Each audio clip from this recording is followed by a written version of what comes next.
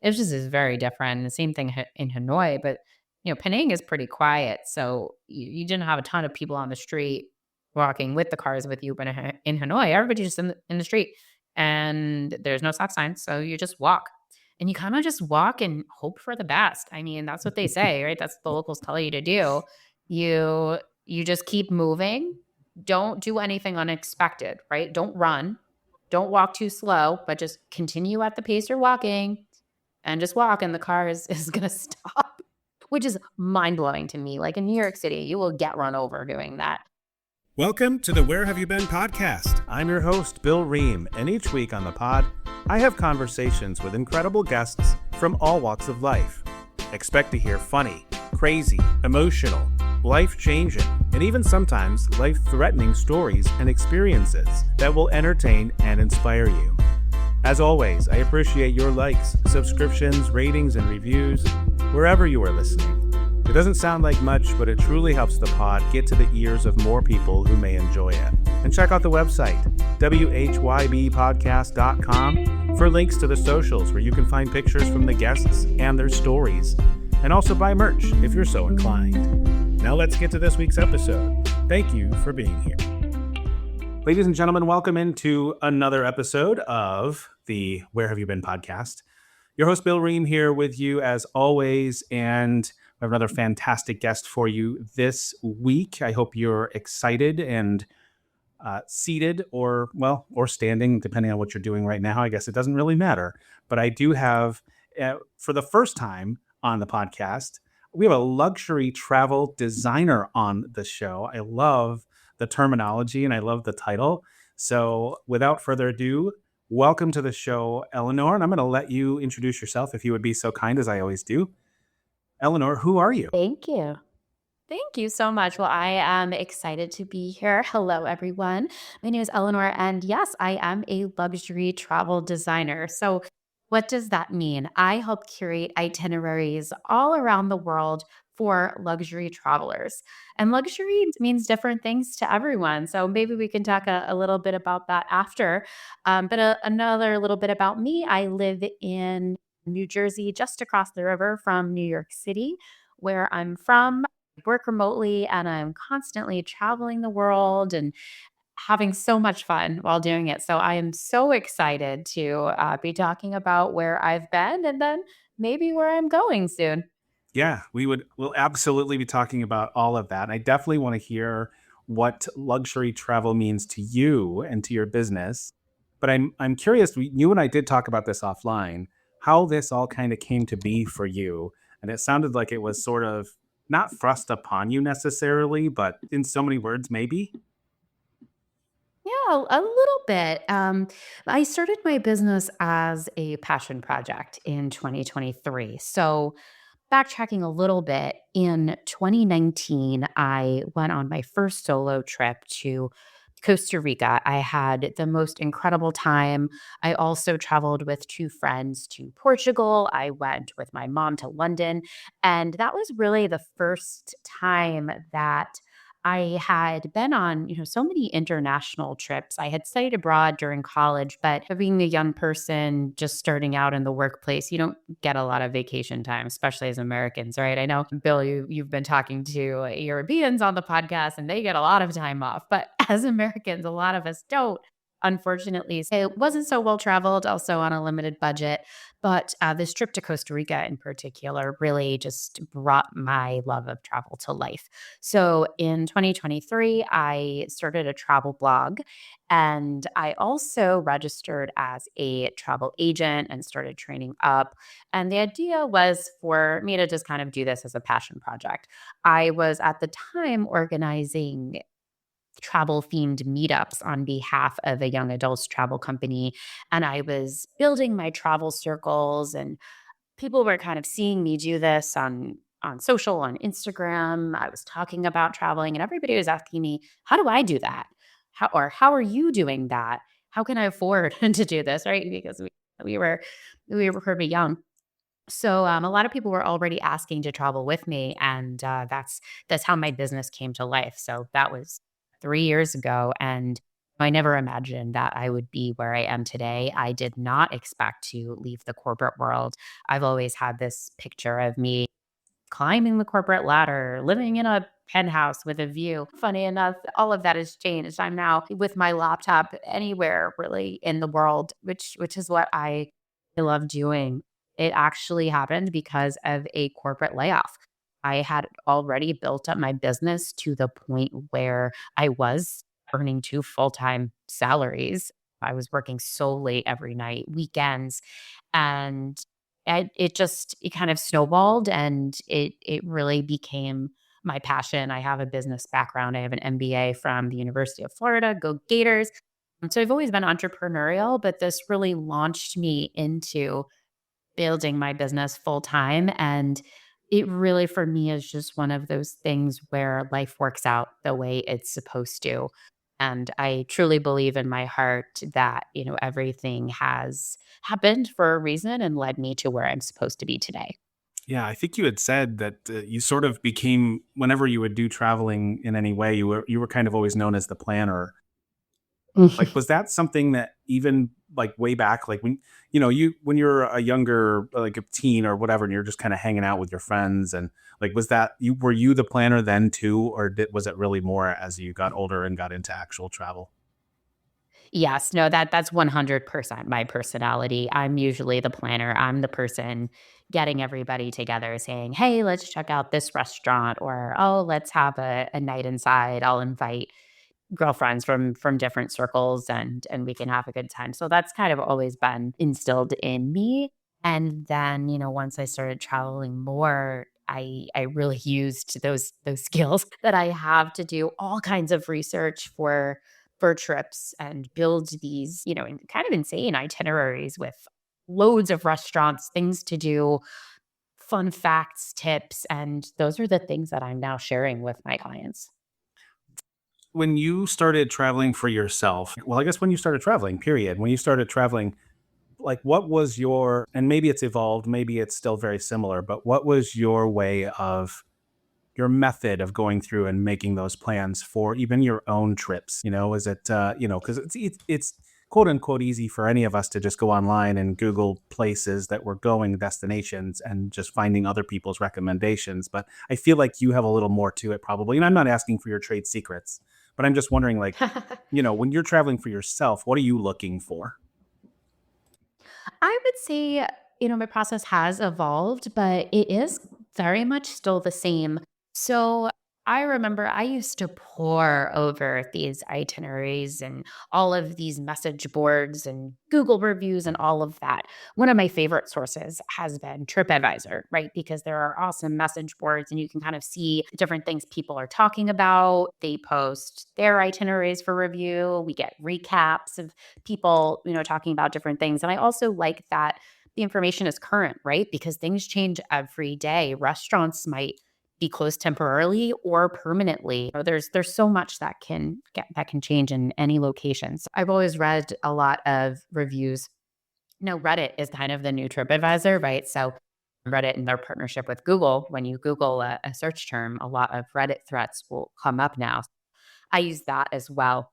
I think what has changed more and more is that, it's really hard for travelers to find the time to plan all of this. I really dedicated a lot of time, when I can only travel maybe twice a year. I spend so much time planning for that. But now, I travel so much. But what's also great is that I have amazing partnerships with local companies all around the world that I can tap to help me plan not only my itineraries, but itineraries for my clients. And I really value talking to people who have experience and have expertise in these areas because, I haven't been everywhere. I've been to 69 countries, but there are so many that I have not been to. I recently just came back from a trip in which I visited Malaysia, Vietnam, Philippines, and Japan, ending in Japan. And Asia is still fairly new to me. I think I had been a little bit intimidated by traveling to Asia, to be completely honest. It just seemed, so far away from where I live. Lots of different languages, but, sometimes with the Roman languages, I can get by because I speak basic Spanish, or, the words might be similar to English. But, I planned that trip, and I did it in partnership with not only destination management companies on the ground, but also other advisors that helped me pull together ideas. Right now, I am also working on my personal trip to Sicily in June. And I just had a call last week with a travel advisor who specializes specifically in Sicily. So she is helping me put together my itinerary so that I can save time, but also leverage that deep expertise she has in the region. That's excellent. And then you can add to it, of course, the places that you have been. Now you can add your personal experience into all of the recommendations that you do as well. So that's awesome. Yeah, absolutely. And I like to do that, and I like to add, my personal flair and the things that I've just discovered, right? On the journey. You always find like either a little shop or restaurant or cafe or whatever that you didn't expect. And those are the places I think that make my itineraries very special. Yeah, that's awesome. I love what you're doing, and I definitely want to hear again about what makes luxury travel luxury for you. But before we do that, I'd like, if you don't mind, tell people where they can find you, your website, any socials that you might have. Yes. So I own Elevate Your Escapes travel company. I have a website. It's just elevateyourescapes.com. I'm on Instagram. I'm on Facebook. I aspire to do more with TikTok, and I will have my YouTube launch coming up soon. So there'll be a lot of really great content on there. Things like luxury hotel reviews, information on cruise lines, itineraries, really across the world, but I mostly specialize in Europe and the Caribbean. That's awesome. So you're going to be posting your own, like, kind of almost vlogging your own travels in a way to some degree. Yeah, I think my content plan is a little less vlog, but more edited types of itineraries and tips and tricks for destinations. I think, one of the things we were talking about previously is I really don't like to do social media. I don't love the idea of like me talking to the camera as much as, maybe I do have valuable things to share. Yeah, we're kindred That's spirits, just and not yeah, not it. yep. Right. I don't wanna be in the middle of a city talking into a camera. It's just very not me, but I will come home and curate, different videos and things for my travelers, especially around cruise lines, because there's so much information, new information, changing information. So I wanna be that trusted source for my audience. Excellent. So if you don't mind, let's turn to that the thing we've mentioned a couple of times. What makes a vacation or a trip a luxury trip for you in your mind? Sure. So I think luxury means something different to everybody. And those are some of the things, some of the first questions really, and the conversation that I always start with my clients about, because in the past people view luxury as that crystal chandelier, the shiny floor, the flashy car. And that's very much not what luxury means to a lot of people. So right now we're seeing luxury kind of shift towards experiences, towards service, which is what luxury is to me. I don't need to dress up fancy and do something really elaborate every night, but I really, really value seamless, personalized experiences where details are created around my preferences as a traveler. And then that's also something that I pass along for clients, right? So it's not staying in five-star hotels all along the journey if that's not exactly what you're looking for, right? That is something some people are looking for, but it's really about that exclusivity, time saving, and really access to experience that aren't really easily available to the general public. My personal travel style, I would say to some extent, a lot of times it is luxury, but I like to think about areas where I don't mind saving a bit, and then where are the areas that I want to splurge. So I'll give you examples just from my travels, right? When I am traveling across Europe, in most places, I'm totally cool staying at like a four-star hotel that's clean, comfortable, location in the middle of the city is fantastic. But where I see luxury is honestly spending on really nice dinners, really great food. And I'm not saying that you always have to pay for that, right? Because I love great street food just as much as I love Michelin starred restaurants, right? But then also being able to have curated experiences led by guides. I do explore on my own. I love, again, bopping around a city, finding a cool coffee shop, but I also really appreciate those guided experiences, especially on my first day in any city or, somewhere else in Europe, maybe a more rural area, because I love learning. I love talking to people. I love that guided experience. And it's a lot more simple to get picked up at your hotel or meeting point, be taken to these different locations, sites to see, and then be delivered back. Now, that's not always what I do, but a lot of times that does make for a more comfortable and enjoyable experience. Yeah, we've talked about on here before that, and I've been a big proponent of some sort of a guided tour almost everywhere that I go as well. It's one of the, I've mentioned it before, like early travels for me, we used to try to almost the opposite, to try to do all of the exploration on our own. And once we experienced something like that, it was like, why haven't we done this sooner? These people know more details about these places than I would ever find on my own. And a lot of things that you don't just find on like a Google search or a TripAdvisor or anything like that. And besides that, as well, and just to add on, a lot of the walking tours are donation. And so you don't even necessarily have to pay like a flat rate. You pay depending on your experience. And yeah, these people are fantastic. And I was just going to say too, I was thinking about this as you were talking about your kind of your definition of a luxury trip. I think what enters into a lot of people's mind is posh, and I Right. think what you kind of have said as well is like posh can be a part of a luxury trip, but it doesn't have to be in order to make it luxury.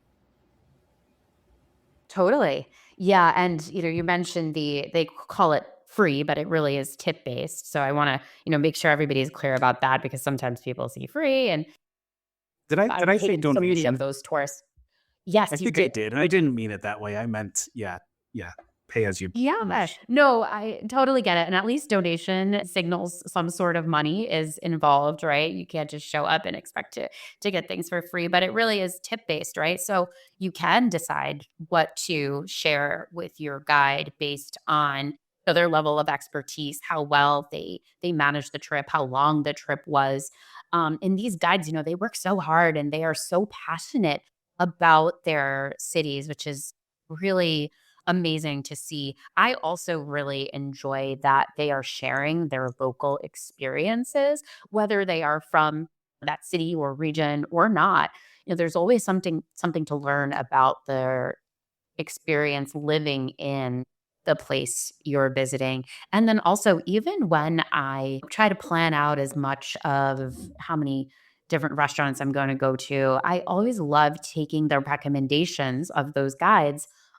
Really, on the first day is the best time to do it too, to then weave them in throughout the journey. I find so much value in that. Well, and they also, at least many of them that I've been on, they establish their own relationships with these different establishments. So whether it be a restaurant, a bakery, a museum, or whatever they're taking you to, and that gives them a little bit of exclusivity sometimes to be able to share with you something that maybe somebody off the street doesn't just get to walk in and experience. So there's all those little things too that add in not just, information or, learning cultural things, but actually getting to experience things that you might not get with even a different guide necessarily. So very, very cool stuff. Yeah. Yeah. Yeah, you just reminded me too. I took a walking tour in Antibes, France, and we went to like the basement of an absinthe bar. And I never would have known where that was. And it was close to the public at that time. But the bar was waiting for us to sample and try things and even just be able to sit down for a bit and use the bathroom along the way if needed. So, that's just one great example of these places and different local businesses that the guides will take travelers to. Yeah, absolutely. So before I get to the main part of like what the show is, you talked a little bit about your like origin story, I guess, of international travel, but was travel a thing in your life as you were growing up, even like regionally, or did it really develop later on? And kind of how did that happen for you in your life? Travel wasn't such a priority in my family. We did go down to Florida a lot.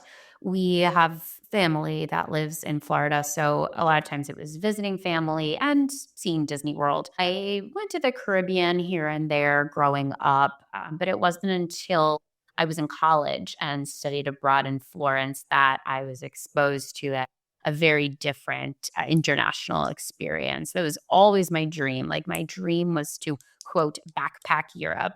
And it's incredible to think back and think about my dreams coming true over time, despite being anxious to get out there on my own and feeling a little bit more sheltered. But I really developed my love of travel, I would say, after that in 2019, when I did really take the leap to take bigger trips. And I've just been all over the world since then.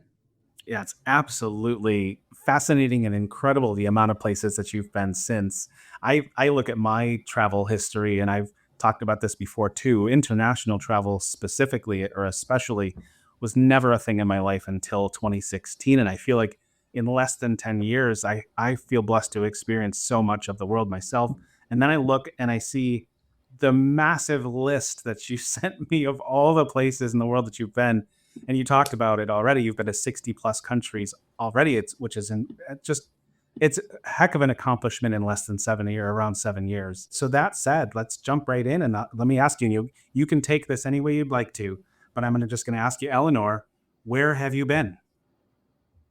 So, yes, I have been all around the world, and I do find myself going back to my favorite places over and over. If you had to ask me right now where my favorite place that I have been as a country, it is Greece. As a city or island, I will say Santorini. It was such an absolutely magical experience when I went for the first time in 2021. And even still, right in 2021, I was still very new to travel because, like I mentioned, I really started traveling a lot in 2019.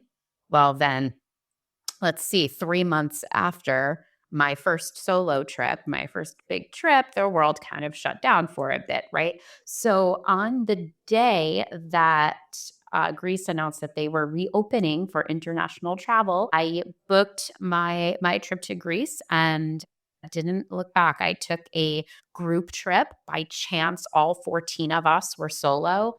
I met the most amazing people on that trip that I am still in contact with to this day.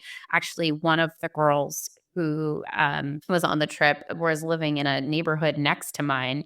So we still see each other and hang out and have developed a really close friendship. But I loved the entire experience. Travel being still new, I was really just in awe. And Greece was always the country that I dreamt of going to. I'm a big water girly. I love being on the water, in the water, just looking at, the water of the ocean or the sea makes me It's so happy. incredible. So Yeah. yes, that too. All the senses, right? And I think, not only the sights, but the food, the people of Greece made this trip so magical. And that was another turning point in my life, actually, because I was super, super burnt out at work. I was working a lot of hours. I was in New York City working on a West Coast client too. So, the lines of remote work also got so blurred at the time, and I just took a month off of work and I left. And this was a big trip. It was a month-long trip, about 2.5 weeks in Greece, and then I spent the rest of time in Spain. But I it was such a turning point because I had never traveled like that. I had never traveled yeah, Greece was the furthest I had ever been. So it was really different, but it was amazing and incredible. And for me, the more I travel and the more I talk to people about travel and the more I hear other people's stories, the more I want to travel. I'm a naturally curious person and I love to just get out there in the world and see and do as much as possible. And honestly, my travel style, I usually run myself down pretty pretty quick because I'm running all over cities trying to see everything. And more recently, I have been embracing slower travel more. But that was just such a special trip. And I always encourage everybody to go to Greece. I mean, people ask me all the time my favorite place that I've ever been. And I can answer with my whole heart without hesitation. And I've been fortunate enough to send many clients and even friends to Greece. I'm super excited. In about 6 weeks or so from the moment that we're recording this, one of my really good friends is taking her honeymoon in Greece, and we worked on that together. And I think it's just going to be amazing. I second that sentiment wholeheartedly. Greece was one of my favorite. Santorini specifically was one of my favorite places that I've ever been on Earth. And I've mentioned again before on the pod, there's not a lot of places that I have been to that I like absolutely must go back to, but Santorini is one Mhm. of them.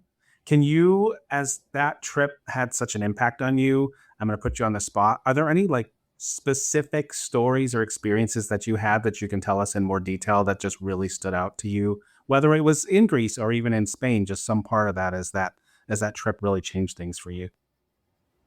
Absolutely. So I always think back to what I believe to be the best day of my life was me surrounded by new friends on a catamaran in Santorini, sipping wine. And we started at like 10 a.m. that day or something silly because that's what you do in Greece and that's what the catamaran serves.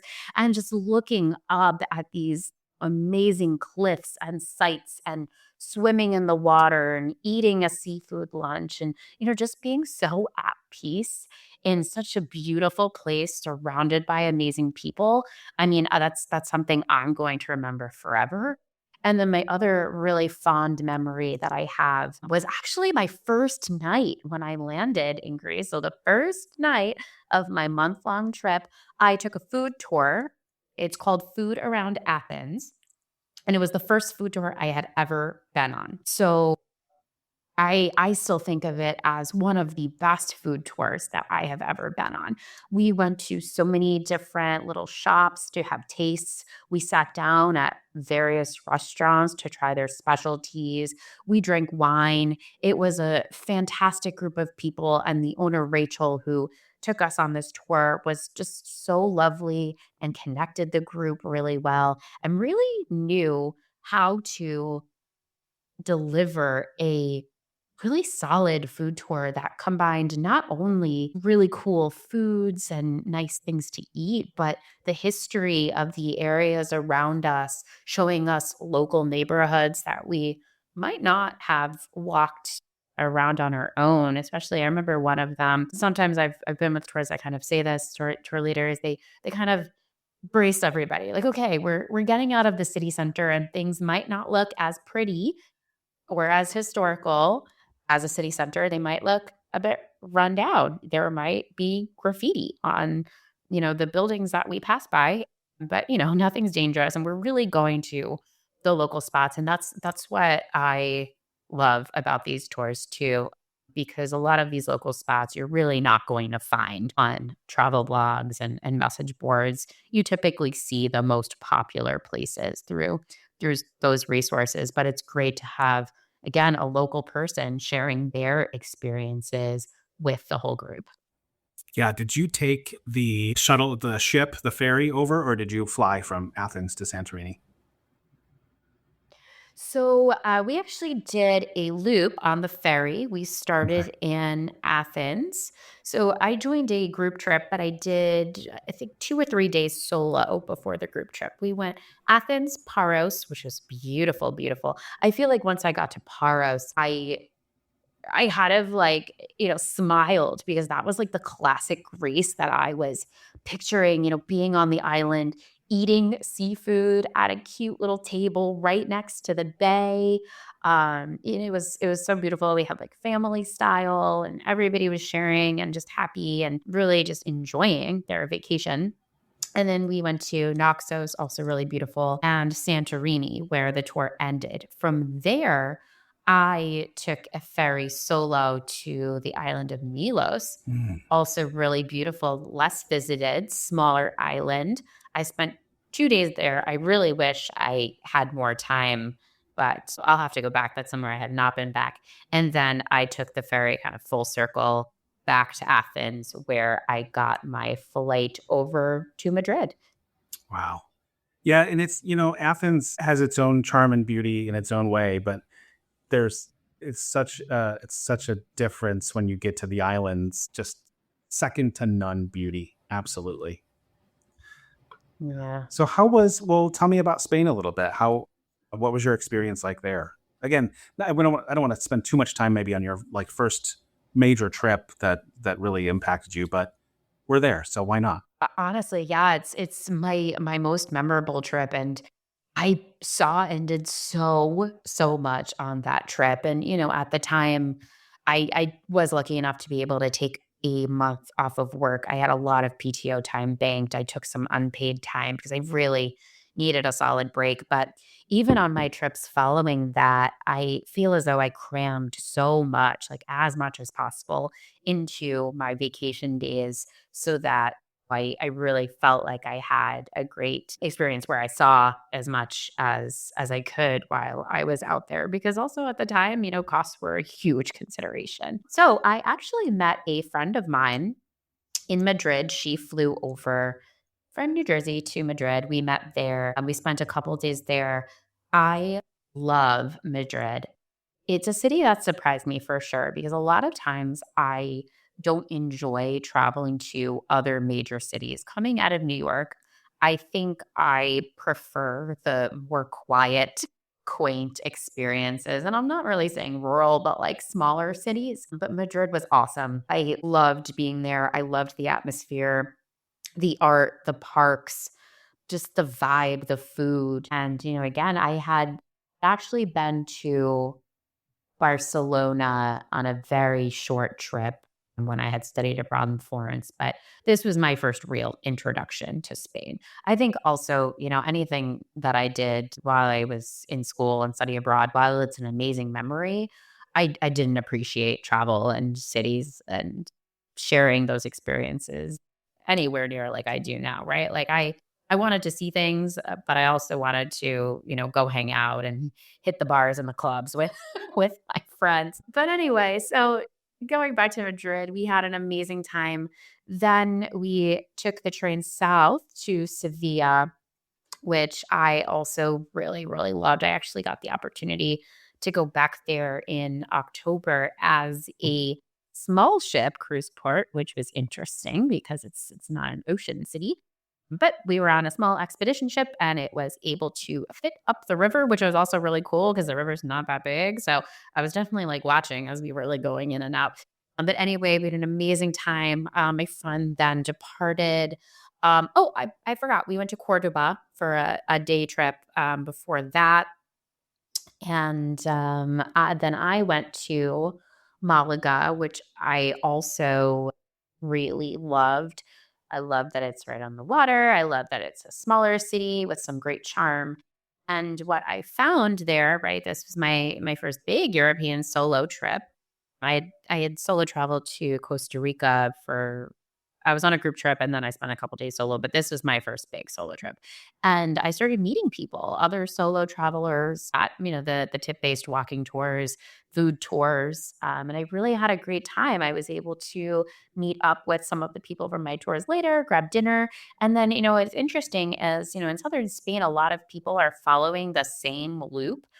So they're going whether really one way or the other. And I was able to meet up with people I had met previously in other cities during other stops along my route. So that was really fun. I also went to Granada, which this was an amazing, unexpected experience. I was kind of throwing this trip together kind of last minute, and I think the last tickets remaining for the Alhambra were right at opening time. I can't remember if that was like 8 or 9 a.m. And I'm not a morning person, but I'm like, all right, I gotta get up, gotta go see the Alhambra. That was the best way to see it because I was there in line before opening time. I heard it gets crowded. It sure does.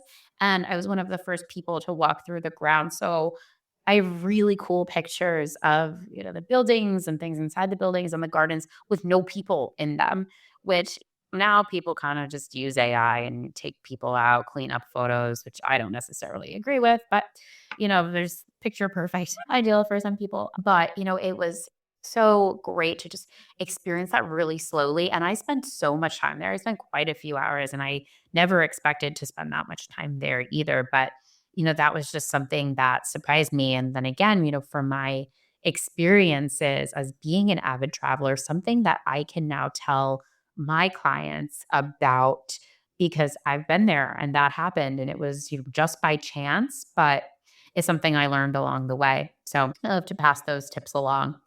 From Granada, I think actually Granada was before Malaga, but I then took the train back north to Madrid and across to the eastern side of Spain, where I went to Valencia.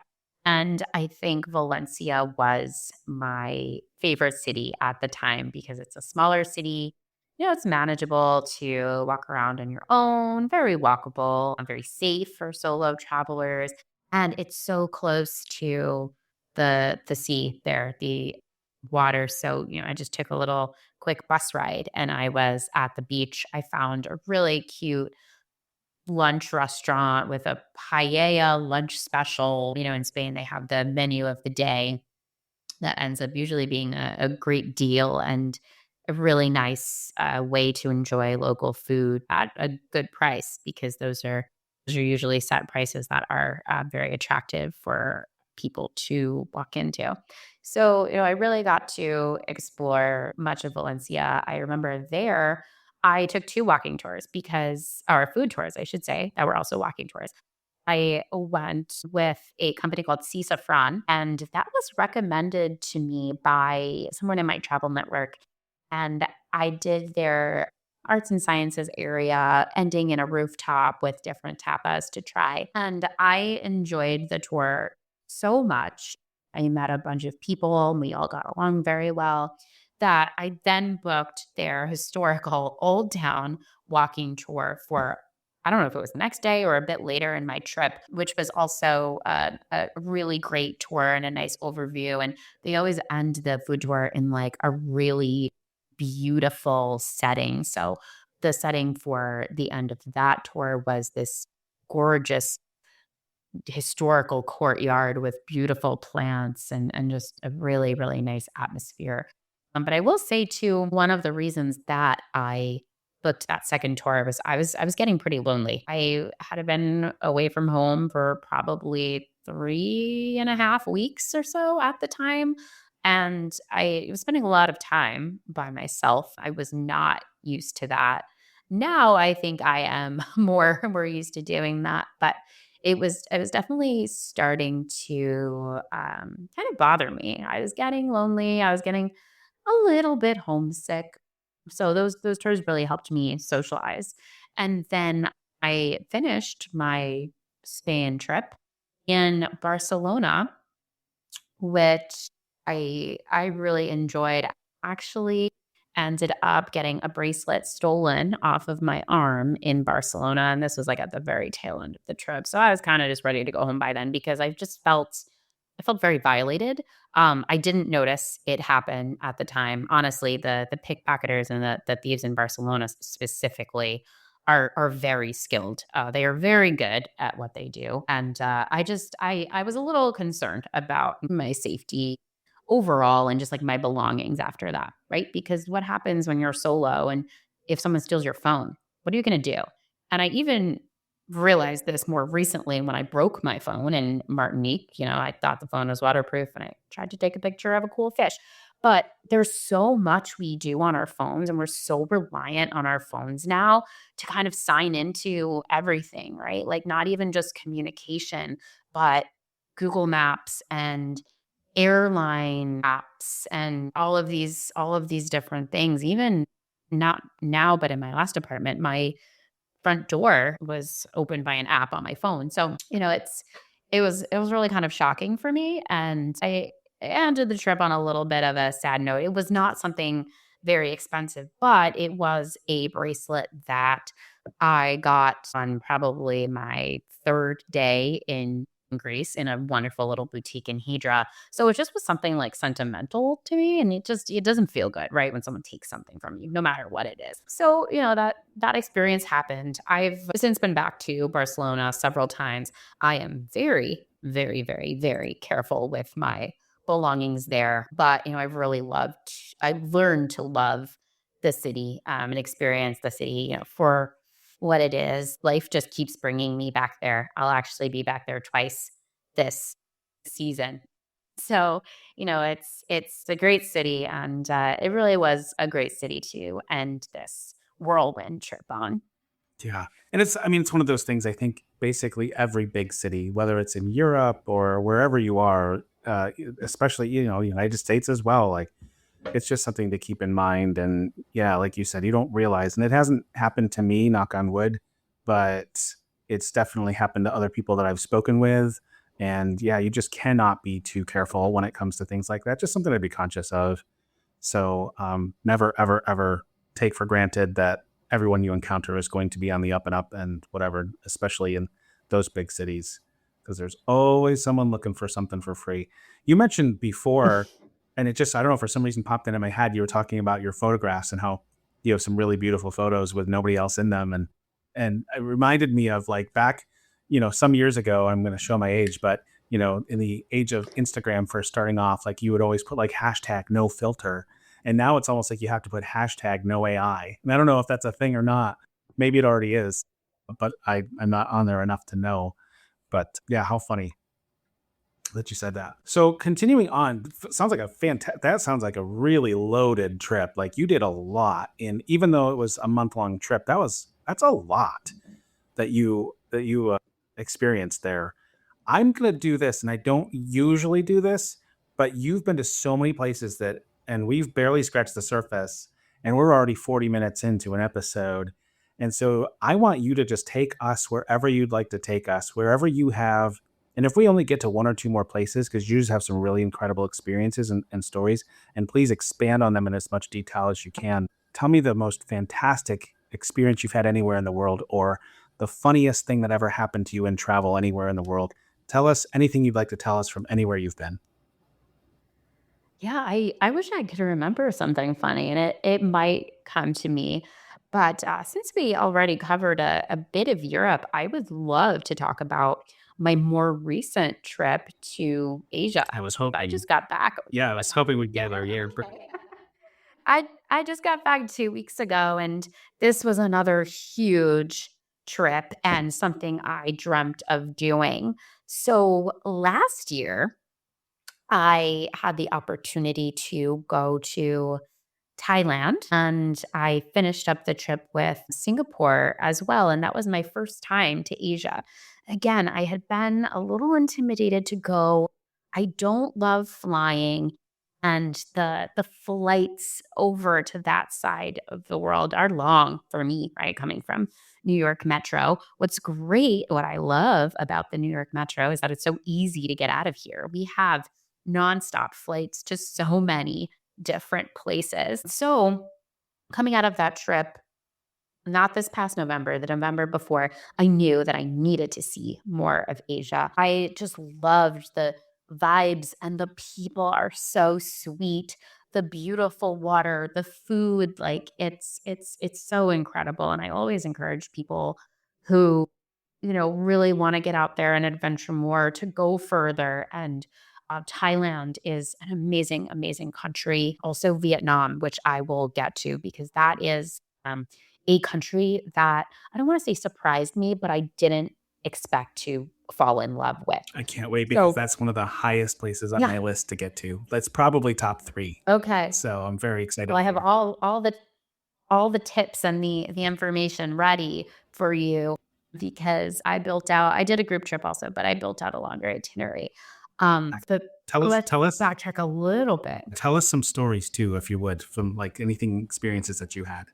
But anyway, continue where you were going. Yes, of course. Yeah. On that trip, though, one of the things I loved the most was going to the elephant sanctuary in Chiang Mai. And we got to learn a lot about elephants. We got to interact with the elephants. And I will say it is very, very important overall to me that travelers seek out ethical animal interactions if you're looking for animals. I am a big animal lover. I actually grew up volunteering at the aquarium in New York City, and I really I love animals.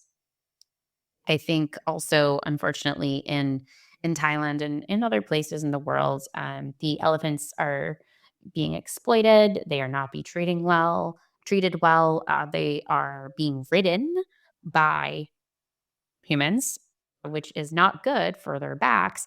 And a lot of people, unfortunately, just aren't educated and don't know that this is not good for the elephants or, any of these other animal experiences are really not good for the animals. So I would really strongly encourage anybody listening to please make sure, if you're doing anything with animals, that it is, a really ethical conservation site that you are visiting and, they're treating the animals well. That's something that I'm super, super passionate about. Having traveled, all over the world, I unfortunately see a lot of instances where animals are not treated well. I think, luckily for us in the U.S. and a lot of Western cities, we do have a lot of protections in place for animal treatment that don't exist in other places of the world. But even still, there's a lot that goes on in our backyard, unfortunately, and really not enough that's done for the treatment of animals and conservation. But anyway, I really enjoyed interacting with the elephants and kind of getting to know their personalities. We were with a group, so it was really fun to experience that together. That was probably my favorite thing that I did on the trip. I came home with like the coolest pictures of me and these huge elephants, feeding them, washing them, but also a baby elephant, which was super cute. So I really still treasure that. But after that experience, I really needed to get back to Asia. So I think it was February, I saw a really good points redemption business class going from New York, I think straight to Ho Chi Minh City. I forget what that was exactly because unfortunately I didn't act fast enough and I missed that redemption. But I ended up getting a really good one, taking the world's longest flight, New York to Singapore, scheduled for, I believe, 19 hours, 10 minutes. And it's so currently the world's longest commercial flight, flights with passengers. There are going to be some new ones that are coming up in the next few years or so that will be longer. But this one is currently the longest flight. And it was my first time with Singapore Airlines. It was incredible. I would recommend Singapore Airlines to anybody. The service on board was phenomenal. The flight attendants really, again, care about that personalized service, the experience for the traveler, and they make sure you are very, very well taken care of that entire flight. I will also say the little cubby that I had in business class was great to spend so much time in. And I actually got to sleep a lot of that flight. So going in, I was a little nervous because I'm like, what am I going to do with myself for 19 hours? Like, I know I'll sleep to some extent. I know I can watch movies, but I thought the time would just drag on and on and on. Well, it actually didn't.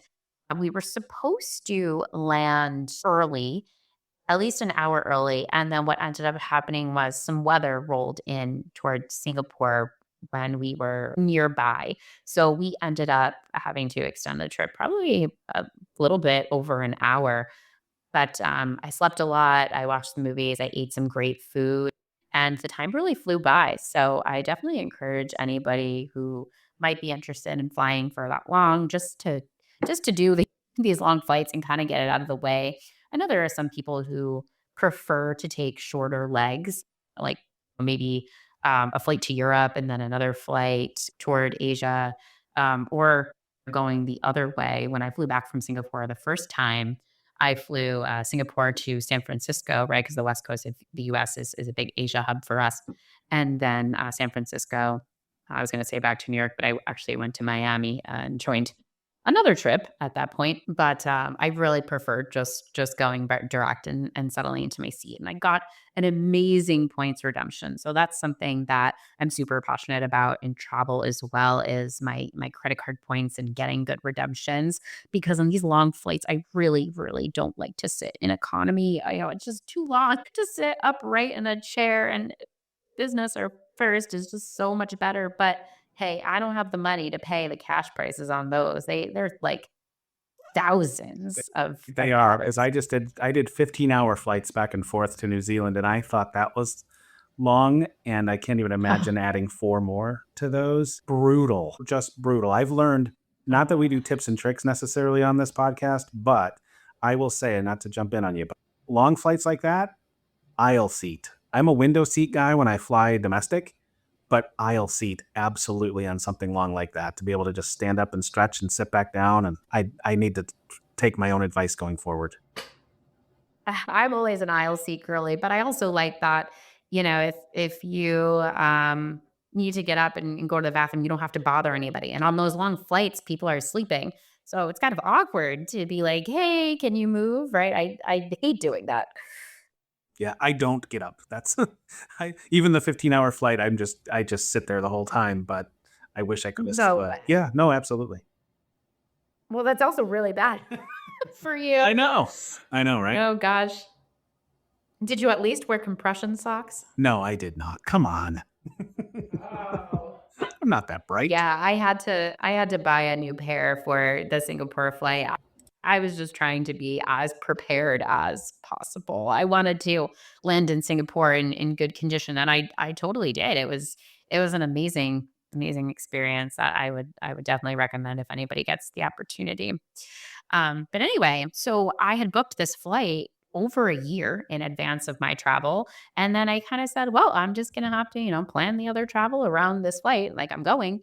I ended up booking a group trip in Vietnam also about a year in advance, because there was a good sale that I took advantage of. And, just another quick tip while we're sharing, a lot of good deals and prices are available if you plan far ahead. And a lot of these companies do have fairly flexible change policies where you can change for something different or the same trip on another date, and oftentimes still keep your promotion. So I like to tell people that they should start thinking about booking when they are decided on a trip, and then that might mean us maybe monitoring some things, or if it's with a provider that does or is known for these big sales, like the one I traveled with. They have two big sales every year. One is the day that they launch their trips for the following year, and the second is Black Friday. So I took advantage of the first sale, but I just like to plan ahead wherever possible. So I had that Vietnam trip booked for about a year, and I had, let's see, about a week and a half or so before I met up with the group, and then the back end was just open ended. And I kind of said, I want to get out there, and while I've flown all the way to Southeast Asia, I want to see as much as I can for the timing that makes sense. So my trip actually ended up shaping up to be a short stint, or not too short. I felt like I was slow traveling to some extent because I really got to settle in.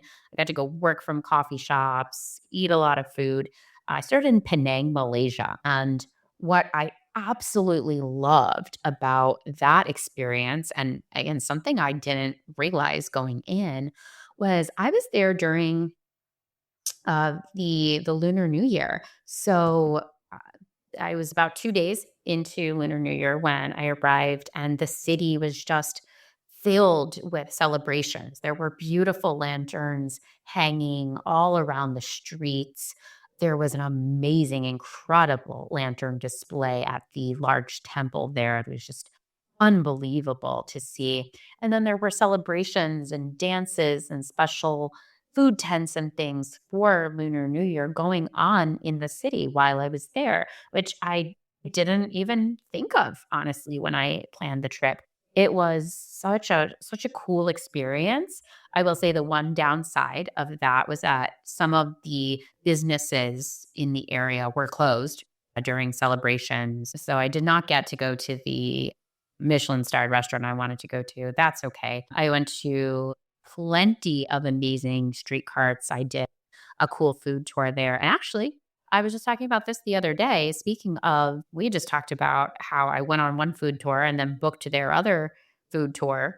I did the same thing with the same company in Penang. So I like to book food tours or walking tours on the first day I arrive in a city. Now, it is usually a food tour because I will go to the food tour in the evening after I arrive. A lot of walking tours do start in the morning or early afternoon, right? So I did this food tour and it was cool. And what was really great about the value of the tour is that they took us to these street carts. They were not marked. They did not, and maybe they did have business names, but I never would have been able to find that on my own. And the guide took us to these carts and showed us these really, really local foods of the area. And, Penang has an incredibly rich history with English influence, Indian, Chinese. It really is a interesting international foodie city. So yeah, we went to these different food carts and tried these little snacks, and it was just awesome. And I thought to myself when I got back to my hotel, and I kind of said, I never would have found these places because even the research I did, has shown me to go to these specific restaurants, and I don't know, that's where the travelers are going. And Penang's not super touristy, so I will say, it's not like I'm, hitting tourist traps really. But I said they had a breakfast tour, and I wasn't so sure, but based on the description, whether or not there'd be some overlap. It was clear that the tour would be a bit different and hit at least a little bit of different neighborhoods than I had been with the food tour before. So I booked, and I think I went the next day, and it started out like I don't know, like 7:30 a.m. Again, I'm not really a morning person, but it was worth it. So I tried different breakfast foods, really local spots, and just again really cool places I would not have found on my own. I did also, go to the temple and the tourist sites that you go to when you're in different cities. So that was another really great thing to see. And then I got on the train from Penang. Actually, Penang, there's a train station on the mainland, right? Because Penang is an island, and I took the train south to Kuala Lumpur. I was only there for 2 nights, but that city wasn't my favorite because it was super busy, very metropolitan, huge skyscrapers, but not very walkable. And I love walkable cities. I love to just, bounce around, explore, and see what I can find. But Kuala Lumpur, you can do that in some neighborhoods, but it really just isn't the same. So, I saw the famous water display, water fountain show in front of the Twin Towers. I tried Malaysian McDonald's as I try to do in every country I go to. I stayed at really, really nice hotels. So I stayed at the St. Regis, which is probably the best room I have ever stayed in my life. It was incredible, and it was really a fraction of the cost of what a St. Regis hotel would be in the US. So that was a really awesome experience for me. We had nice weather. There was a rooftop pool. Did that, did the hop on, hop off bus, which I don't usually do, but it was super humid and raining on and off. So the bus actually gave me a pretty good lay of the land, to see different neighborhoods and different attractions from the comfort of inside the bus when it was pouring rain. Like I'm not talking like a little sprinkle. And finally, there's a lot of traffic there, so I kind of said, "All right, I've had enough," and went back, because the bus was, getting very hot and humid and crowded. But still a good experience. I'm really glad that I went. And then from there, I was just about to start my group trip in Vietnam. I flew to Hanoi and was there a bit early before the group trip. So I hung out in Hanoi a bit.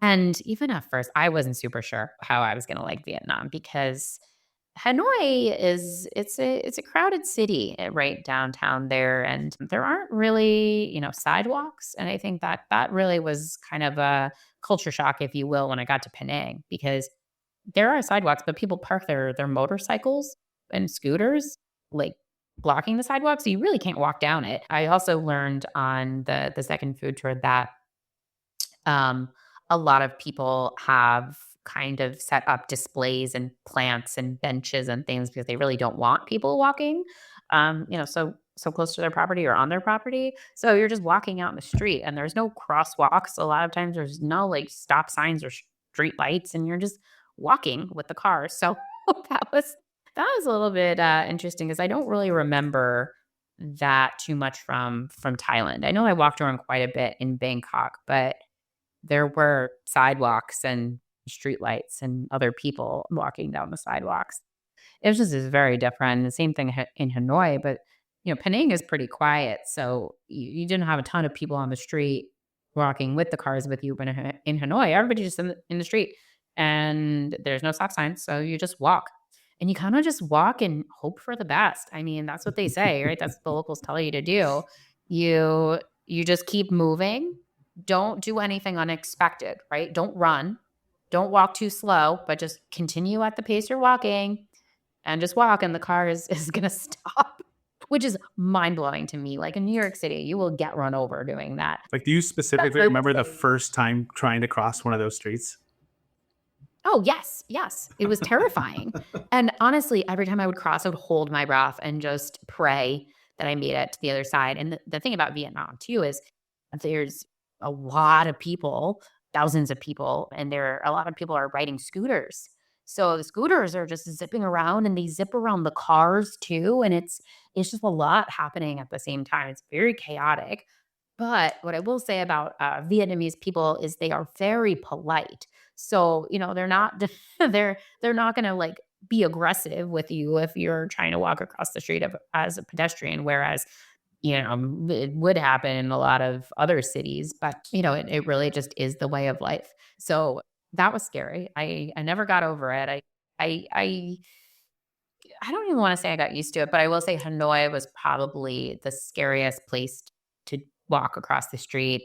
And then, once I got to Saigon, I was thrilled that there are sidewalks there and streetlights. And, it's just it felt a little bit more organized. But I wasn't sure, initially, mostly because of that walking situation, and the crowds, how I was gonna like Hanoi. I also had, pretty gross weather my first couple of days. It was storming pretty bad. So, that's no fun to walk around and get out in. But once I met up with the group, we did a really cool scooter food tour. We did a Jeep tour as well. And, it sounds like we were in vehicles a lot, and we kind of were. It was like 95 degrees and super humid. So we really appreciated that. And the Jeep tour was cool. It was like an open top, and four of us at a time. So it wasn't crowded. And we had, a driver who was like showing us some things as we went by. We got dropped off at a couple of different places, at a walking through temples, through war museum grounds, with like tankers and planes and stuff. And so all of that was really cool to see. And we had awesome food. Part of the food tour was actually, I wouldn't be able to pronounce the name of it, nor do I know the name of the restaurant, but it's super famous because Anthony Bourdain and President Obama dined there together. They have a picture, and it's really iconic of Hanoi and the food scene there. And they still have the table behind plexiglass from where they sat. So that's pretty cool as an American to see. And we tried all of these other really cool, like, street food places along the way. We tried egg coffee, coconut coffee. The coffee scene in Vietnam is absolutely phenomenal, but the coffee is really strong, so you gotta know that, and you also have to prepare yourself. I don't drink that much caffeine, so my heart was beating out of my chest a little bit, but I wanted to try all the coffee, and, I don't know how I feel about the egg coffee. The salted coffee just tasted like coffee with salt in it, but the coconut coffee was absolutely incredible. I wish I could replicate that amazing coconut coffee. And again, I got that on a personal recommendation from actually another travel agent who now lives in Southeast Asia. We became friends and I paid her to help me put my itinerary together because I really valued her local expertise and it was so invaluable. It was really what guided my trip and saved me a couple times where I wasn't sure what to do or where to eat. This was also a really long trip. It was 2 months long, and I didn't plan it too much, like, day by day. I kind of winged it a little bit. I booked my hotels in advance because I was traveling during high season. Sometimes I don't even do that. I kinda just end up where I end up. There's always a hotel for me. I wouldn't do that during, like, the height of busy season in any, really big touristic area, but, sometimes I kind of just wing it and book hotels as I go. But anyway, I didn't fully plan out and didn't do like a day by day. I had some ideas for things I wanted to do, but some things were dependent on weather and other things were dependent on my energy level because these trips aren't all vacation for me. I work remotely and I'm always available for my clients. Now, I did take a few days off because I was going completely off the grid, but a lot of times I am answering emails in the early morning, late at night, and throughout the day as I go. So, on days that are busier than others, I do need to take a rest and take a beat and have some time to myself. But after Hanoi, we went to Halong Bay, which I thought was really going to be my jam, the amazing sights, the water. But I will say the water there was not as clean as I pictured it. So not only was it unfortunately cold when we got there and dreary, but the water had trash in it. So I really didn't want to swim, which is a little disappointing for me, but I had plenty else going on. We actually took a boat there. They call it a cruise, right? But it was a 2-night thing. And interestingly, as kind of like a come as you go type of thing because there were other groups there that only stayed for 1 night. We stayed for 2, which was nice. We got to settle in a little bit. But yeah, it was a cool experience. They had like cooking demonstrations and things on board, very good food. It's not what I would think of as a cruise, right? I think of our massive lines or our luxury explore journeys, smaller ships. But yeah, it was a cool experience. And then we went to take a flight to Hoi An, which was super cool. One of the coolest things that I did there was I got clothing custom made. That's what Hoi An is known for. So I got some work staples that were tailored exactly to my body, which was good for me because I'm pretty short. So, a lot of things, even if I buy, cheap dresses on Amazon, which I do a lot of times I'd have to have them tailored, which the tailoring costs more than the dress itself. So I'd paid like double to have a dress from Amazon Fix, which just feels silly. So that was super cool and definitely one of the things you do when you go to Hainan, if you choose to. And they don't just have like professional attire, you could really get anything made. So it's definitely worth checking out because the prices there are a lot less than if you I can't even think about what it would cost in the US if you tried to get something made for your body. That's very cool. But isn't Absolutely. sort of like the cost of almost everything is so much more affordable there, isn't it? Absolutely. So that was actually one of my favorite things about Vietnam in particular because, at home, and they say like guacamole money, right? You want to spend that extra whatever it is now to add guacamole at Chipotle, right? You got to think about and you add up in your head like how much things cost. You really don't need to do that when traveling in Vietnam. Like, you can get amazing street food that comes out to the equivalent of like $1. You can take their version of Uber called Grab for like 50 cents to $1. Like, it really is very affordable. I will say it does seem like, and this is any area, right? The restaurants and some services that cater to tourists are charging a lot more for some things. So you do kind of have to watch out and do your research. But when I say a lot more, it's really not all that much. But I was surprised to be drinking some like $6 coffees at some point. I think there was one that was even like maybe it was around $7 with the tip. But that seems like a lot of money for Vietnam. But no, for the most part, was very affordable. The hotels weren't super cheap, but weren't, really expensive either. Um, I already mentioned Grab for transportation, but the flights also, the domestic flights were not that cheap. So, there were some things that did add up, and of course, being there for a while, things do add up. But it was really nice to kind of take a break from, doing any mental math to figure out how much things cost. After Hoi An, which was absolutely lovely, I went down to Da Nang, which is known to me for being a digital nomad city. There are a lot of international people who live there. It's also emerged as a tech hub within Vietnam. There's a lot of like tech, innovation, business in the area. And I wanted to go there and, just do a little digital nomad vibe, obviously see the area, but work remotely from there for a few days. It is a beach city, which is perfect for me.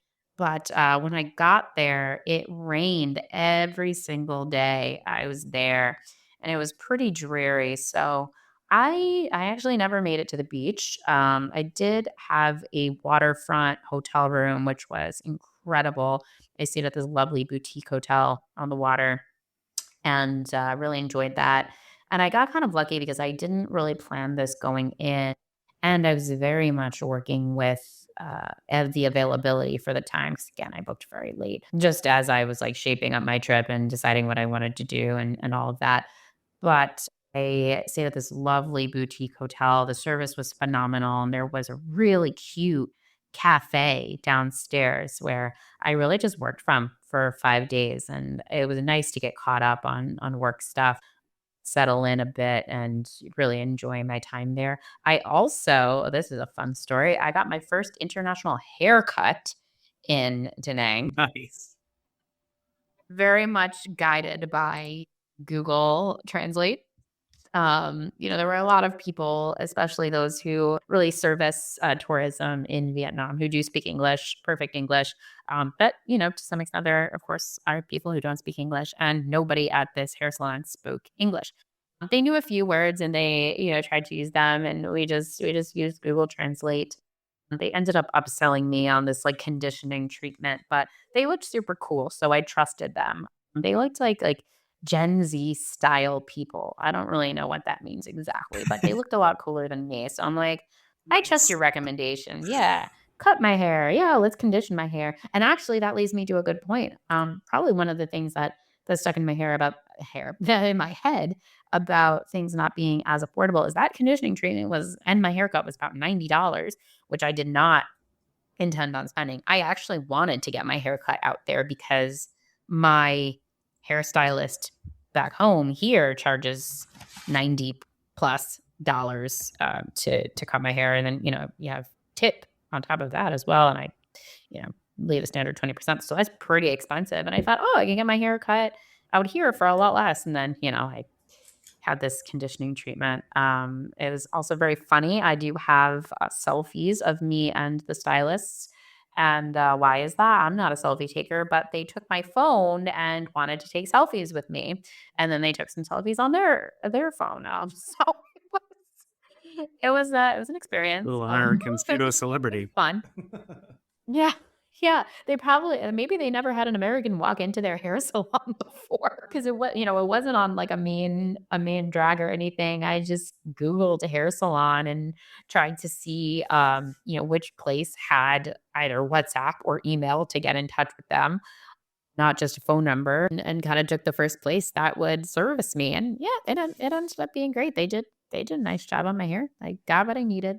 But that's just, like, a funny memory, and, maybe for fun, I should go try to get my hair cut in another Yeah, I was just gonna say you could make that a thing. Yeah, that would be pretty cool.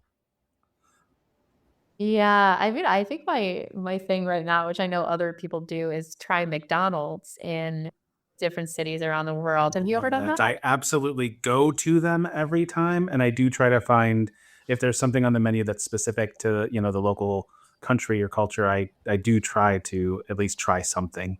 Yeah. Yeah. Yeah, exactly. Like, that's so fun. And I think what's also cool and like McDonald's in Europe when they have the McCafes, they're so nice. They're like nice cafes. Like I've been to some of those McCafes where they have like flowers and probably battery operated candles on the table, but still like you wouldn't see that in the US. So that's something else I do while traveling. But going back to my trip and just to kind of wrap it up because we've been talking about it for a while. Um, After Da Nang, I flew south to Saigon. We know it as Ho Chi Minh City, and I was obsessed. It was so me because it was like a cool city, very, very clean. It had a great vibe. There was like a partially like trendy vibe, like they had cool restaurants and cafes, but then also like they had one area of the city that was like very like street food. And I did another food tour. Unfortunately, I was the only person who signed up for this food tour. So it was just me and the guide, which was honestly disappointing to me, and nothing against the guide, but I use food tours to socialize and try to meet people to do other activities with. So it was a little bit of a bummer, but we had a great conversation as we went. And I guess I've done this a few times, taking a tour by myself. But what's nice about that is we move at my pace, right? When I am done eating, we can get up and leave, or when we're done, looking at something, we're not waiting for 25 people to use the bathroom before we depart. So, that was a cool experience, but actually another really cool and similar experience that I had, it was not a food tour. However, food was a part of the tour. It actually started at I think 7 or 7:30 AM again, and it's something I found on Airbnb experiences. No, I'm sorry. I did not find it. I do not want to take credit for that. My friend Sarah, who is the other travel agent who helped me plan the trip, found it. And it was a really local look into a neighborhood of Saigon. And we started at this monument and then walked around these like local neighborhoods with a local person. So he shared a lot about what it's like to live there and grow up there. And it was nice because it was a small group. We had a really nice group of people, some Americans, some Canadians. There was a young man from Australia and then another one from Italy, I believe. But, everybody was really there to learn and experience. And it was a nice group to spend the morning with. And then we were taken to a very local spot where a grandma prepares noodles basically for the people on her block or people in the neighborhood to quickly before work, like that's their breakfast. And so we were treated to that experience, which is so local. And we were taking them up to other buildings, coffee shops. We tried different fruits, and it was really way special. And I knew it was going to be, but I think the experience really surpassed my expectations. So I would definitely recommend that So awesome. to anybody. Yeah, and I've never done something quite like that before, and it just felt really special, and I noticed this toward the end of the trip or the end of the tour. We ended I think it was pretty close to the area that I had gone to on the food tour the night before, and then I started to see, like, international travelers, right, and tourists, and I'm like, "Oh, okay," but for hours as we went through almost all of that tour, we saw no other travelers. Like, it really was super local. So that was a really great insight into local life in the city, especially like in Saigon, where you have these really incredible, huge skyscrapers and a really metropolitan city that also has, this really approachable, fun local side. But then on the total opposite end of the spectrum here, during my trip, I stayed at the absolutely gorgeous Vin Pearl Hotel, 5-star. I also paid a little extra to stay on the club floor. I think I was on floor 74 where my room was. Like, it was up high and it was so cool. Like, we had amazing, amazing views. The hotel was straight luxury through and through, like, rooftop pool, gorgeous, nice amenities, nice spa. The club floor had included food, which I actually probably should have taken advantage of more. But I'm a foodie. I had some food plans most nights. And then, speaking of affordability, I got to go to a Michelin starred restaurant called Coco Dining. And it was a really cool concept. It was set up to take guests on a train journey through Vietnam, right? So you start in the whiskey bar. And to be completely honest, I was very much not in the mood for this experience. Like, I had had a long day. I was tired. So I was like, all right, why are we pretending we're getting on a train now? The But I concept did sounds it so way along. cool. I hope you end up saying you loved it. But Yeah. anyway, go ahead, continue. I did. I did. So, yeah, we're given this train and now we're like a train ticket and we're like imagining getting on a train. And I'm just sitting there like, okay. So then I was taken to the dining room. Funny enough, I was the first person there, the first person to be seated. I like to eat early. So, yeah, we went through on this journey and it was a really cool presentation by the chef, and it really drew on a story around his childhood and visiting different family members. But basically the train went from one region of Vietnam to the other, passing through places along the way. And when you think about, or the geography of Vietnam, it is a very long country. At some points, it's very thin, right? Like, west to east, but it's very long, north to south, and it has a lot of like water access, and that's really great. But there's very different regions of the country that I was lucky enough to experience throughout my trip. So that was a really cool foodie experience, and I believe that the conversion came out to about $140.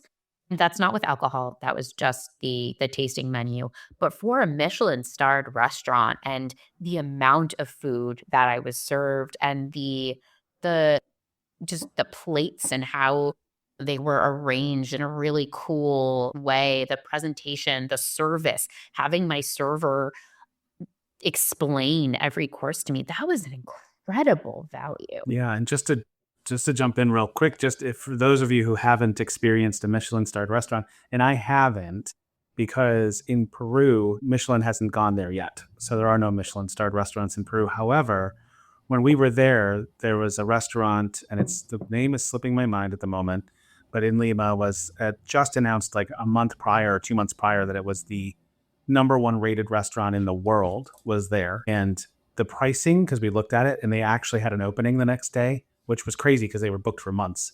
But that next day they had openings $1,000 per person for their tasting menu. We didn't do that. Wow. We didn't do that. We did go, the wife of the chef from that restaurant opened her own place upstairs, and she was one of the highest rated female chefs in the world. And her restaurant was also in the top, I don't remember, 10 or something at the time. Mhm. And we did do that, which was half the price. But still, you're talking Oh. $500 per person compared to an actual Michelin starred restaurant where you were in Vietnam for 140. Unbelievable. And I'm sure the food was as good or better. Who knows? Yeah. Yeah, you know what? The restaurant is Central, and I've That's been it. That's there. correct. I Yes. did go there, and you know what? I must have booked, and we must have went around the same time. September of that year, I had booked when it was still number two. And what's cool about the world's top restaurants list is that once you hit number 1, that's kind of it. You can't remain on the list. So it's not like, the best restaurant ever can't be number 1 Right. every They can't year, repeat. Right. right? Yeah, so I think I booked it when it was number 2, and I was so excited when it became number 1 because I ate there while it was number 2, but I must have booked it early enough that I got in on much better pricing. I also didn't drink alcohol, so that could have, lent itself to me paying a little bit less, but that was another really cool, journey. It was like a journey through All the regions. elevation. Yep. Yeah, elevation in Peru, which was cool. I think that was actually my first type of high-end restaurant. Again, I was there solo, and what I really appreciate about that restaurant, I will say, and this happens a lot of times when I solo travel too. I've noticed that, the servers, I think, treat you a little special when I'm by myself. So it really was a phenomenal service experience. I'm sure it would have been regardless, but I had really nice conversations with the hostess and my server, and felt like I really got to know them pretty well. And I do feel as though they paid probably special attention to me because I was by myself. Yeah. That's so awesome. So, if you don't mind, I didn't want to take away from Vietnam if you had more there. And then I was hoping, because we're probably getting to a point where we really should jump into our final 5 questions, which is just ridiculous. I can't believe so many places you've been we've not even touched on. But if kind of whatever you have left with Vietnam, absolutely not rushing you in any way. And then if you have like another favorite place that you've been in the world to kind of maybe a brief story or a brief experience on before we get to the final 5, if that's okay with you. Absolutely. Yeah. So we were at the end of the Vietnam trip. I wrapped up in Saigon and then I actually flew over to the Philippines from there. It really was a whirlwind trip. So I'm so glad that I got to make it there.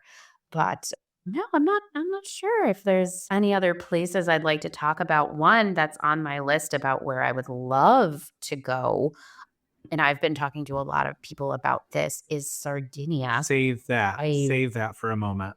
Yeah, Because okay. I'm having But, oh, do you have a question? I have a feeling, and I think I'd mentioned to you when we talked beforehand the other day that if you don't listen to the final 5 questions, that's ideal. I'm guessing you haven't.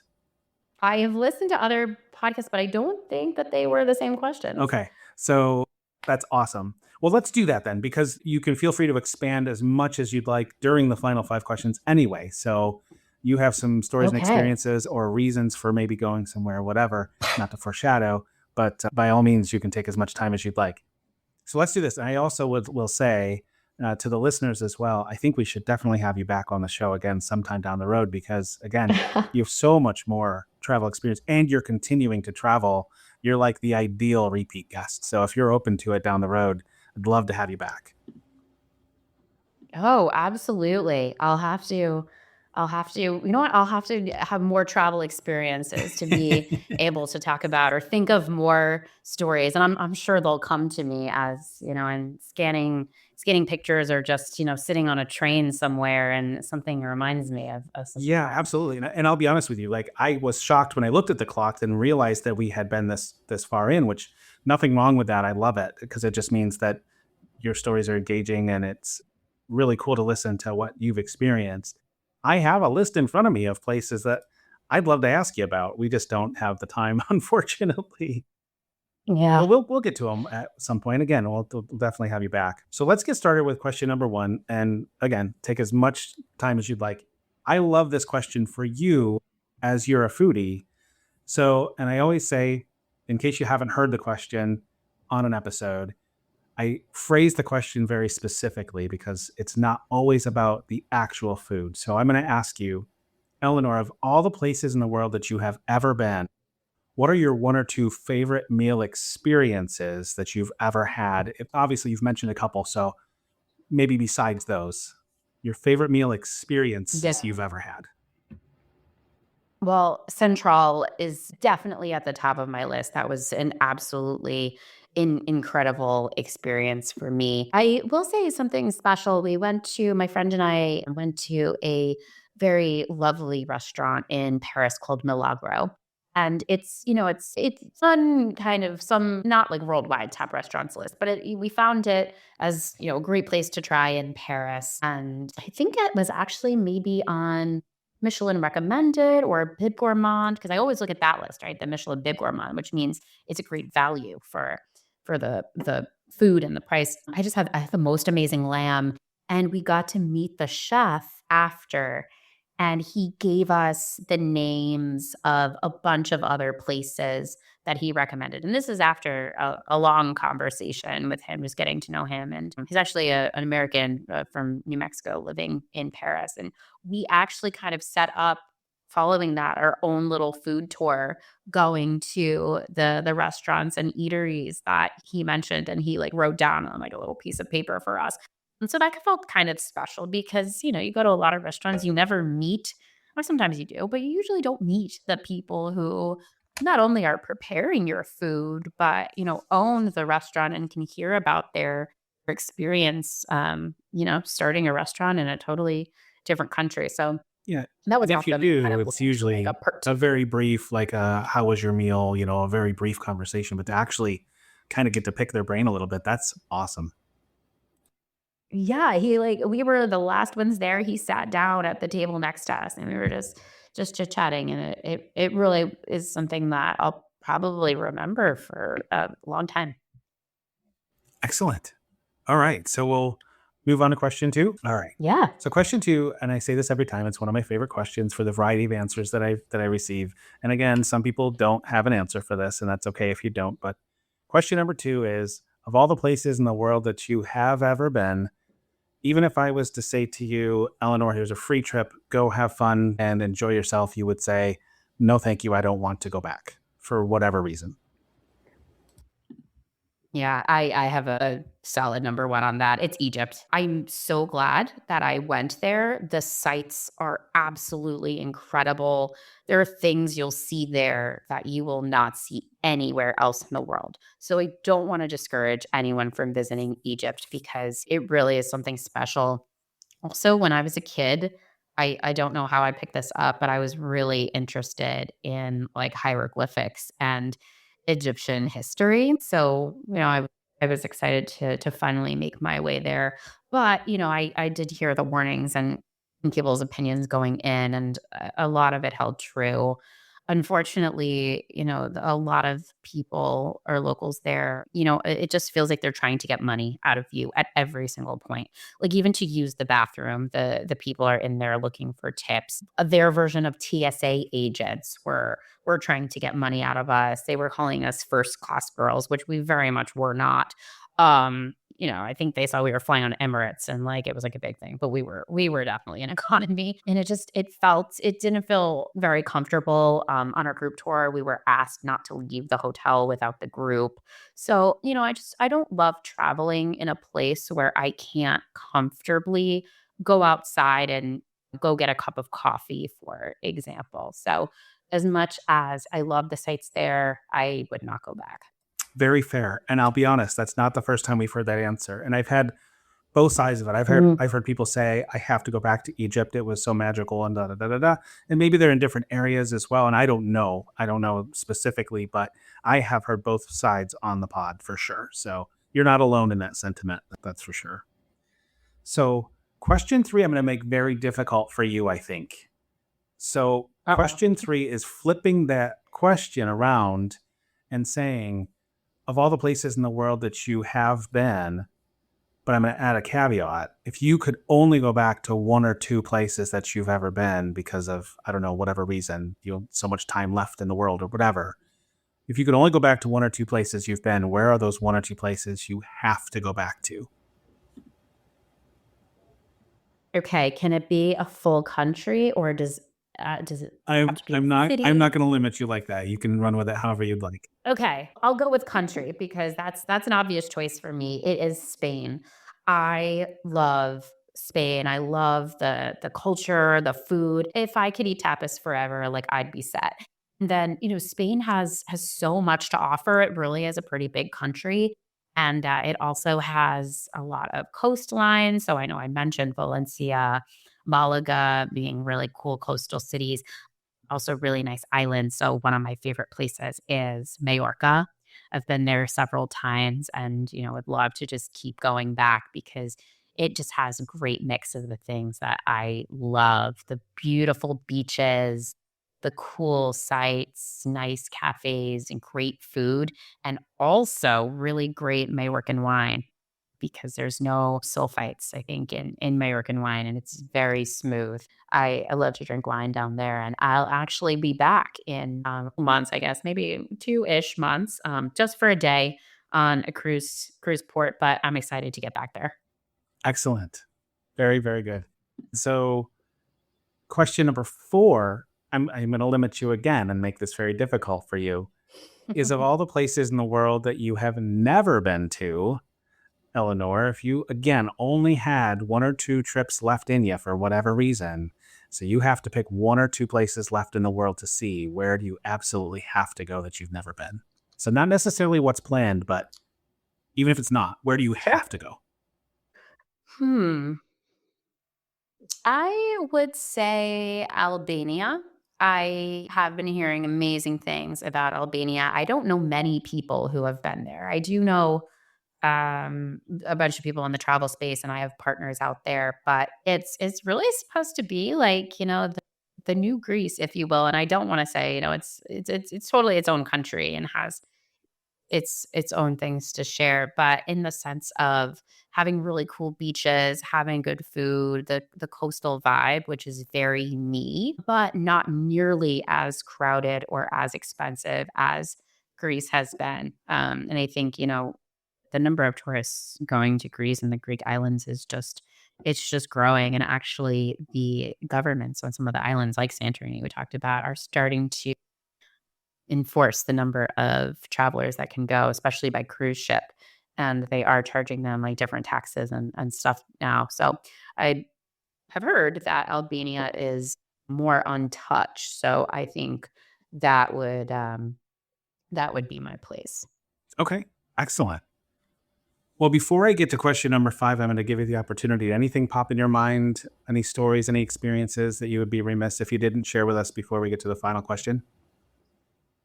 No, I think I covered, all of my favorite things and the trips that were most impactful to my life. I'm sure as I'm getting ready for bed later or eating some snacks, I'll think about something like, "Oh, that would have been, great to share." But hey, maybe that's part 2. What's your go-to I'm relaxing at the end of the night snack?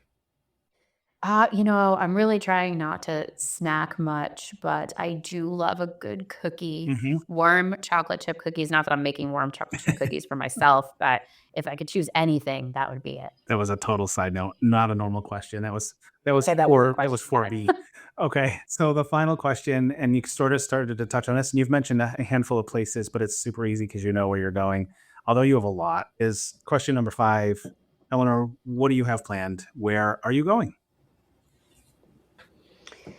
Yeah, so next week I'm actually going on a retreat in Kauai, Hawaii, which I am super excited about. I have been to the other 3 islands that make up Hawaii, but I have not been to Kauai. So this will be a nice treat for me. And we're staying at the one hotel, which I've heard is absolutely incredible. So I'm super excited for that. About 2 weeks later, I am going to Tanzania on safari, which I have never done before. So safari will be wholly new to me. I'm not sure how I feel about it because, I talked about how much I love animals and I really do. However, I'm not sure I like being close to very dangerous animals. Now, I know I'm not going to be taken into any conditions that would be deemed unsafe. I'm going to be with amazing guides, I'm sure. But, I'm a little nervous that we're going to get like a cheetah jumping up on our Jeep or something like that. So stay tuned. Maybe that'll be part of part 2. And then, funny enough, from there, I am flying directly to Sicily, where I am going to spend 2 weeks. I actually have 3 friends meeting me in Sicily. My one friend is going to Tanzania with me, and then one of the girls is going to stay with me. We're going on a Virgin Voyage out of Barcelona, and then I have another friend coming to meet me for another Virgin Voyage out of Barcelona, and then I'm home for the summer. It's a lot. It's a lot of traveling, But I'm super excited for a few reasons. Like I mentioned, I love, love, love Spain and the Mediterranean. So, I'm not thinking ahead to the last part of my trip, but I think that'll be a really nice closing piece for the trip. I've never been to Sicily, and Sicily is also exploding as a hotspot for travelers right now. So I'm definitely looking forward to not only enjoying for myself, but also meeting some of my destination management companies and suppliers out there so that I can bring recommendations and personal knowledge back to my travelers, especially honeymoon travelers. I mean, Sicily is just such an incredible destination. I can't wait to see it firsthand. And then, of course, the safari. So, like I said, I've never been on safari before. And that's, a whole segment of business that I'm interested in learning more about. I'm actually going on a hosted trip with one of our closest supplier partners, will be a 5-star luxury experience. So, I am really looking forward to what that means on safari, right? Because I've stayed in these 5-star hotels that are skyscrapers and really beautiful metropolitan buildings, but I'm interested to see how that translate into a camp or like a glamping situation. So more to come there. Oh, yeah. That's really cool. I'm actually very interested to hear about that as well. So, yeah, we'll definitely have to talk down the road. I'm really excited for all of the adventures that you have, and then excited for us to be able to hear about them through your words and experiences. So this has been fantastic. I really loved spending this time with you, and I appreciate you taking this much time with us. Do you have any last words, anything you want to add before we hit stop on the recording? I just want to say this has been so fun. Really love talking about traveling and how I can share that with others. So thank you for this opportunity. Absolutely. Well, thank you for joining us, and best of luck with all of your travels. I hope your flights are all super smooth and Oh, I hope so. your seats are comfortable and you just have the most amazing time, especially on safari. I think I've never done it either, but I think you will. I've heard nothing but good things about people's safari adventures. So, knock on wood, everything's going to be wonderful. And we'll talk soon. Great. Thank you. And there's another episode of the Where Have You Been podcast in the books. Thank you so much for listening today. It was another great guest with some great stories, as always. And I hope that you will support all of the guests by checking out the show notes and going to their web pages, seeing any socials and projects that they may have going on. And please, again, I'll ask as always to like, subscribe, rate, and review the podcast. It really does help to allow the podcast to grow and reach more people, and I appreciate you for doing that. Also, if you haven't done so, check out the website, whybpodcast.com, where you can find blog posts. If you'd like to be a guest, please register to be a guest on the site, and check out the merch page. There's some really cool stuff if you're interested in representing the pod, along with some other cool travel items and apparel that I'm working on every day as well. Join me again next week for another great guest with more incredible stories. New episodes drop every Sunday just after midnight Eastern Time. Until then, thank you for being here, and have a great day.